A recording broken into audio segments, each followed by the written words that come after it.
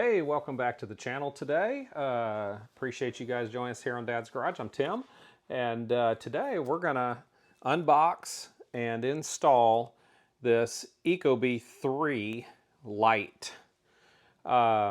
So this house, they put this Honeywell home thermostat in here. It's very common. I see them all over the place. We got them in our office, everything. They're a fantastic thermostat.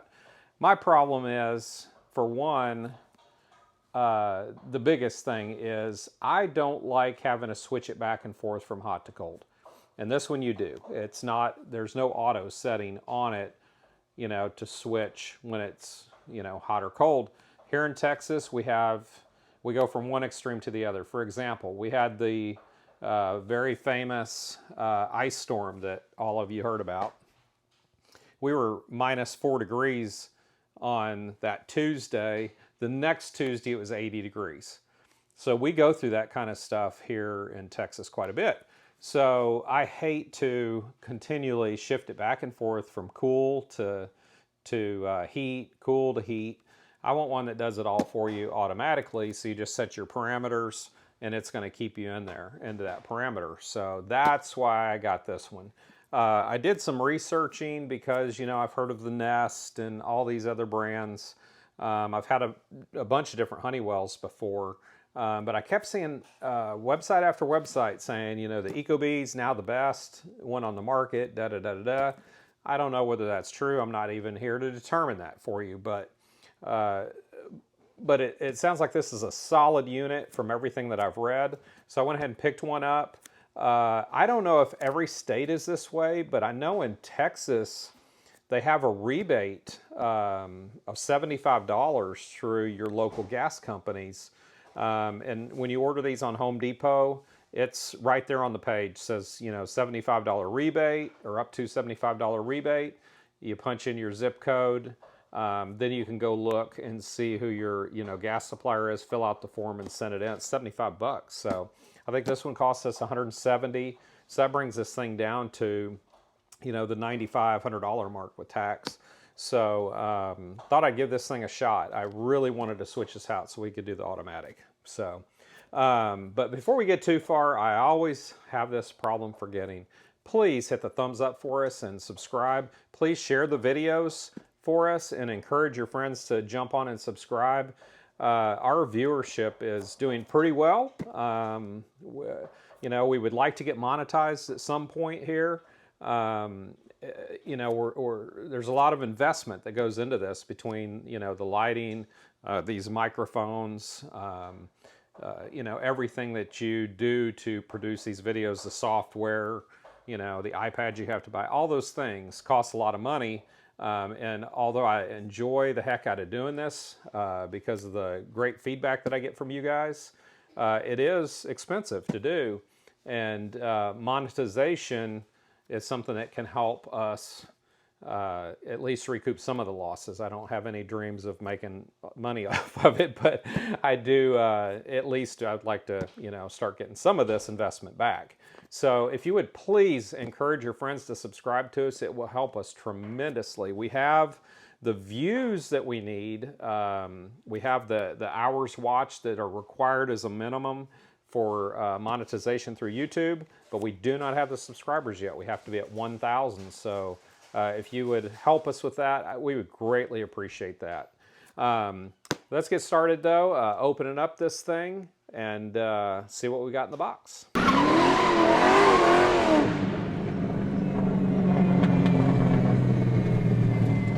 All right, let's see what we got here.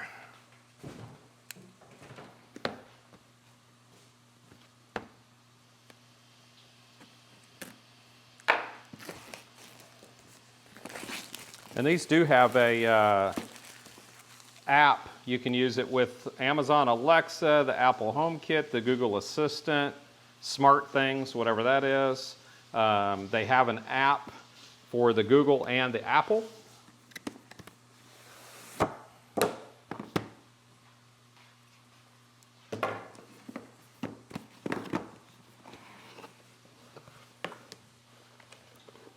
All right, there it is. That's pretty small, actually. Oh, and down here there's a bigger plate. That's nice. So it'll help cover up if you have a bigger thermostat that you're replacing. That's nice. That's very attractive looking too. All right, so I was just kind of skimming through the book real quick just to kind of see. This is the piece I was wondering about that I just wasn't quite sure. So this is a power extender, and you need to use this only if you don't have a G-wire. So I would guess that probably maybe an older system might not have a G-wire, but I would expect that any of the newer systems are going to have a G-wire.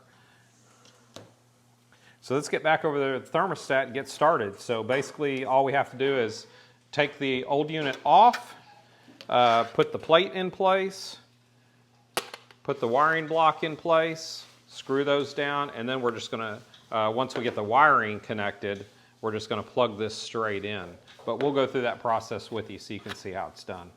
If you've never done this before, it's really a pretty easy process. The only time you can run into some complications is if you don't have all the proper wires, but I think that's, in this case, why they've included this power extender kit, in case you need that for your system. But in most cases, I don't think this is going to be needed. Now, I'm no HVAC technician. They would know better, but I've never seen this component in any of these kits before, and I've never needed one. So let's get back over to the thermostat and get going. All right, so normally these just pull straight off.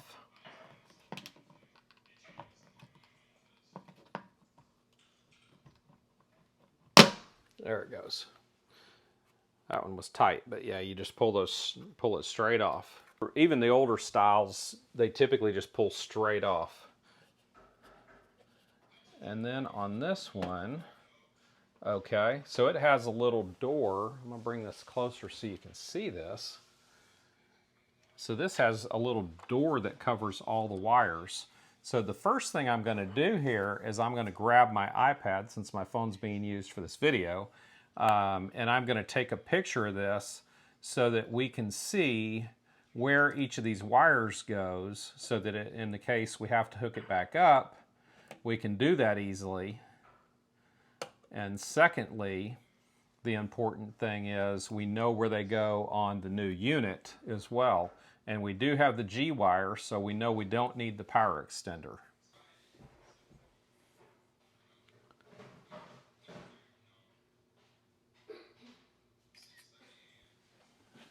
Okay. So now what we're going to do is just push these little tabs down. That's going to release the wire.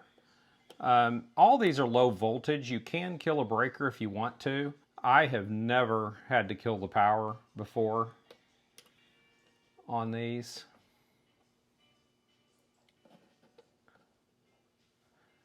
And I've never gotten more than a tiny little zap. But when I say that, I'm not talking about anything that was painful at all, trust me.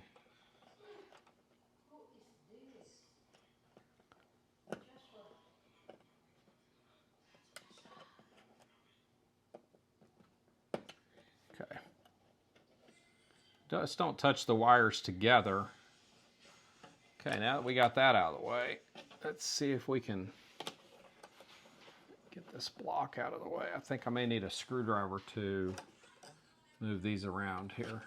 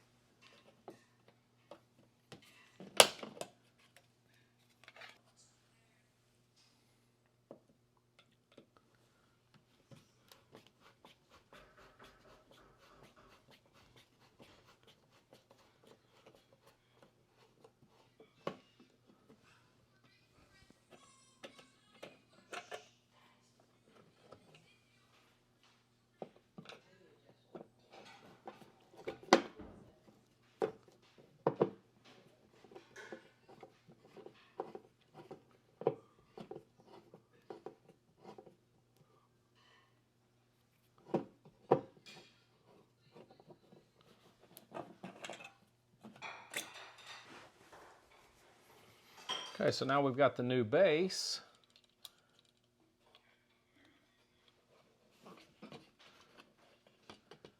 And now we just got to figure out how we're going to mount this exactly, because the mounting is different from the original one.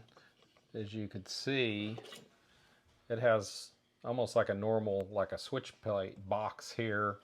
And now we're going to have to figure out exactly how we're going to go into this. So, got to figure that piece out real quick.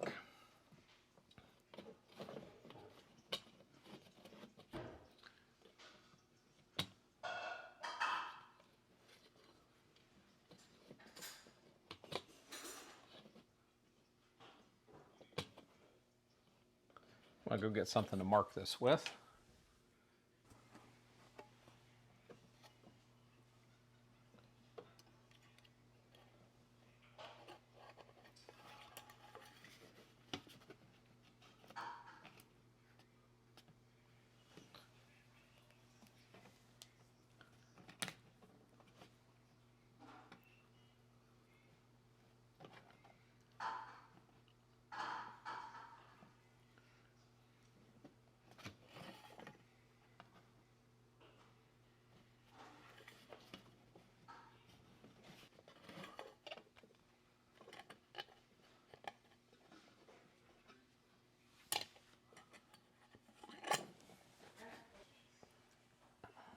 Okay, so the situation we've got here is we're hitting the metal box that is behind the sheetrock. So we really are going to have to screw into the metal in order to make this work. So the first thing I'm going to do is I'm going to make sure I get this wire out of the way real good, because I don't want to damage this wire at all. So it's way back out of the way. So now, then we're going to drill some holes. I took the original screws that they used, got my drill bit at 7/64 is the proper size. We're going to drill into this metal to get our mounting points.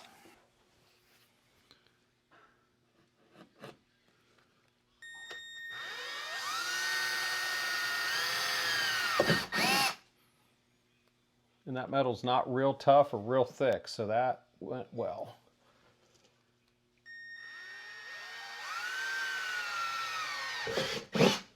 Nice.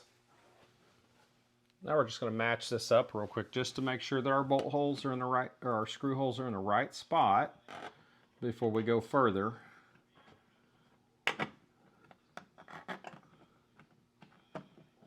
And there's the bottom one. So yeah, we're good. We're looking real good right now. So when this mounts on here, there's actually these two pieces.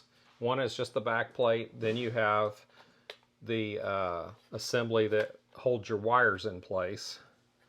So now we've got to feed this back through the hole.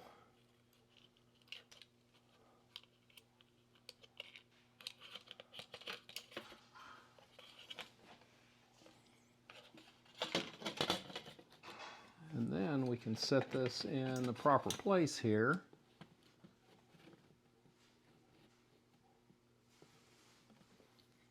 So we can get our screws in.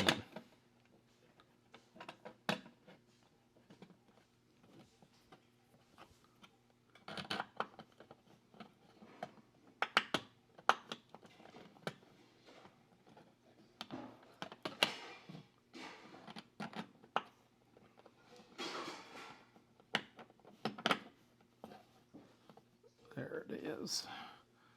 And I'm gonna go get me a socket bit for these so that it's just so much more stable than a standard Phillips bit. All right, so we got a 1/4 inch bit. That's pretty common for these things. And here we go.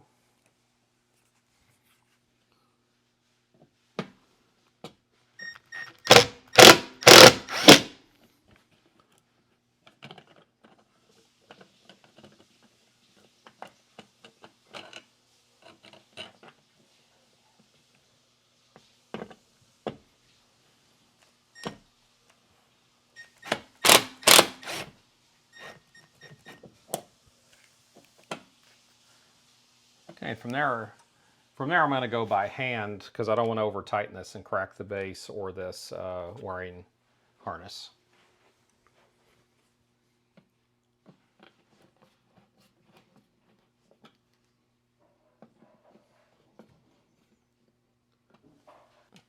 So what I've just decided to do is to go with the factory screws that come with this thermostat, because what I'm concerned about is I just noticed that this is countersunk, and I'm afraid that the actual thermostat is not going to mount all the way down properly if the heads of these screws are sticking out a little bit. So I'm going to go back with the original ones, which countersink in, just so we don't have any issues with it interfering. And now you'll notice there's a little level here, and we're going to want to make sure that this thing is nice and level before we start tightening it down.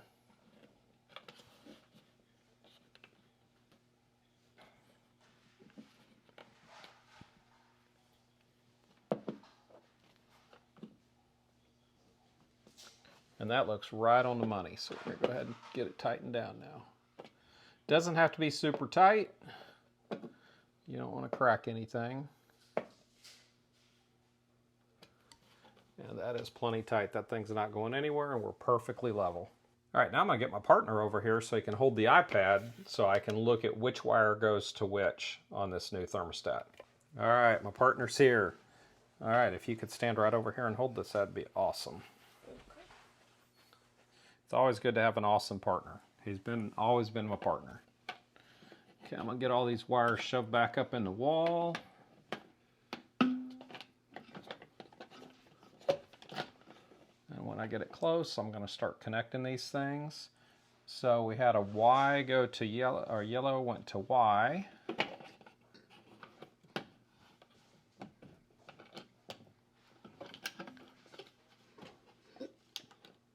So you just slide them in, push down the little thing that holds it in place. Insert the wire, and you're connected. Okay, so we got Y.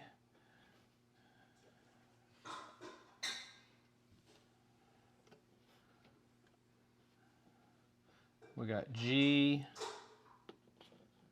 to the green.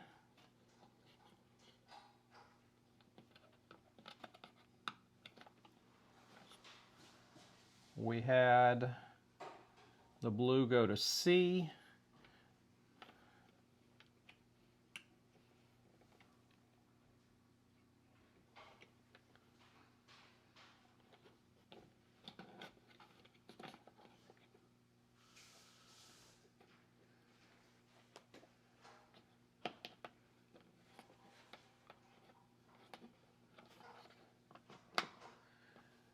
We had the white going to W.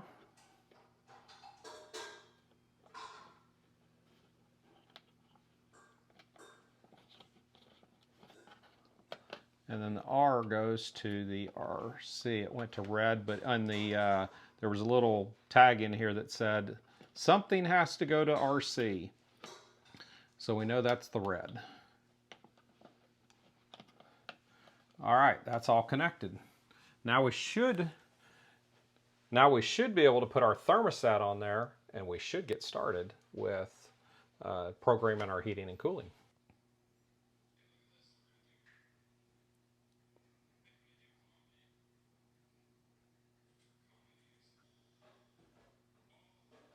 Ah, there we go. We're going to tap Let's Get Started. I'm a homeowner. Next. Okay, it says we've detected a wire connected to the RC terminal, but not the RH terminal. Is this correct? Yes, only RC is connected. We have detected wiring in the following terminals: RC, G, Y, C, and W. That is correct. We want Fahrenheit. We have a furnace, not a boiler. You want your fan controlled by the furnace or the thermostat? We want it controlled by the thermostat. Name your Ecobee. You can choose a name from the list or enter your own. We'll just do my Ecobee is fine. Connect to Wi-Fi to access your Ecobee remotely. View the weather forecast and maximize energy savings. You can use iOS device such as iPhone or iPad or iPod to simplify Wi-Fi setup. If you do not have an iOS device, select the Wi-Fi fine-tune network. Okay, so we're going to use an iPad. We're going to use an iPad or an iPhone. Okay, on your iOS device, go to Settings and Wi-Fi. Okay, so we've been waiting about 5 minutes and it still hasn't popped up. I've tried it on my phone and on the iPad, and Ecobee does not show up on the Wi-Fi networks. So we're going to take a step back and try it again.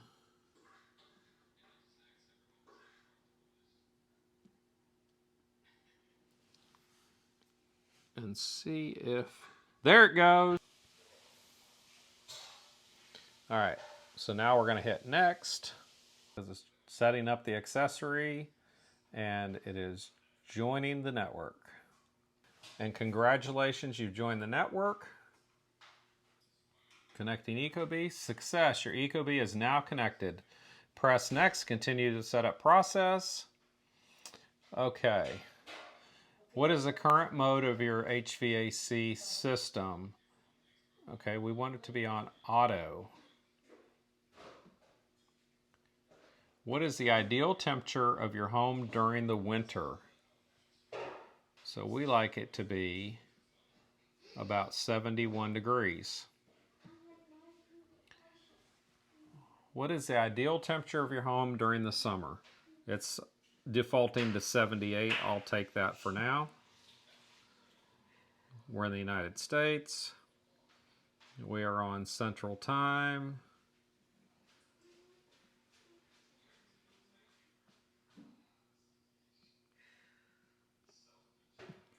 Next, requesting registration code. All right, Ecobee is now ready and online. Register and create an account.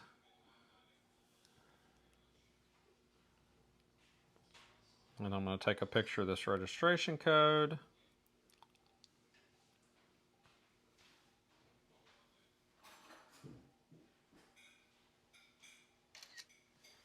Okay.